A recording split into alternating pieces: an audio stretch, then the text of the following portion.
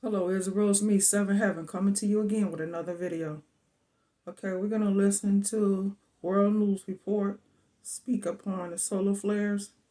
And I want to say I have no rights to the video or music, strictly for educational purposes only. Let's get into it, Israel. I think it was Earth facing. This comes from a sunspot that's not even named yet and really hasn't come around the limb. I did just check with NASA this instance at 4 p.m. The sunspot has not been named. This eruption occurred several hours ago. It was an M3.1 class solar flare, and it's again from a new sunspot rotating around the limb that NASA has not named. The eruption on April 6th at 5:53 UTC caused a minor shortwave radio blackout over the Indian Ocean. Let me show you what that looks like. Now imagine this sunspot, not even named or around the limb yet, spewed electrons and X-rays all over our planet and satellites.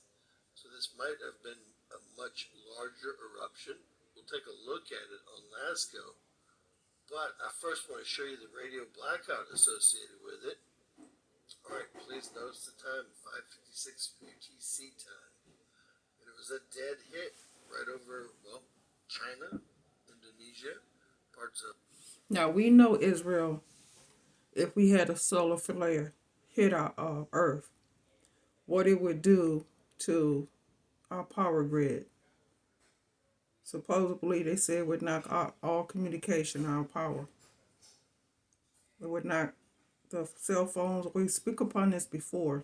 That it would knock out the cell phones, power grid, and everything else that's electronic. Would knock it out, Israel. Put us in total darkness.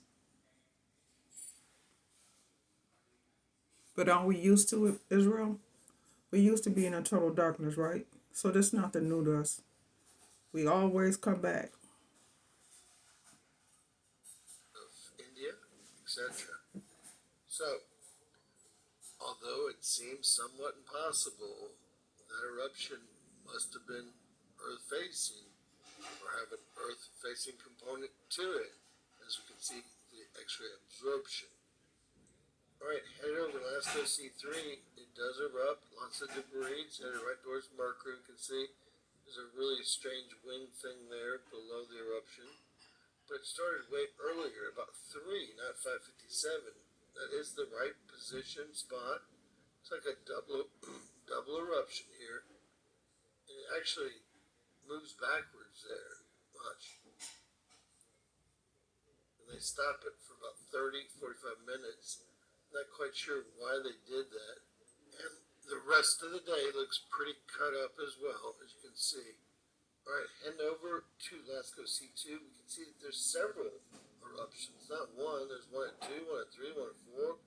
Another one here at 1800, just an hour ago. None of these are showing up as we saw the M3.01 did show up.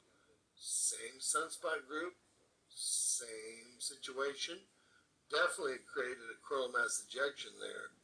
It's evidently seen on LASCO. In closing, that happened all day long, not just at 5:57 as first indicated by NASA. This was an ongoing event. It's a very active sunspot group, and it will be named by tomorrow morning, if not earlier. It still does not have a name. God bless. I can see this taking place, Israel, because the solar flares are always coming off the Earth, or off the sun. Always. Has been doing it for a long time. It's just that they assume that the solar flare is going to come off and one's going to flare off and hit the Earth. And our magnetic field that we have that's supposed to be around this globe will not protect the solar flare that hits the Earth. Well, we know better, right, Israel? If the Most High choose to have a solar flare hit the Earth, then it will hit the Earth. And if not, then it won't. Most High has control over all that. not them. Each and every one of you guys, it looks ferocious and it looks like it's coming around.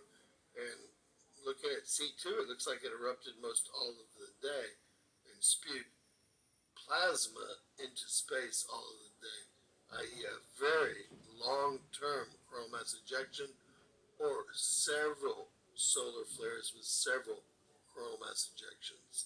God bless you and yours. Share and subscribe. Always remember, Take it for what it is, Israel. bizarre Much love. world.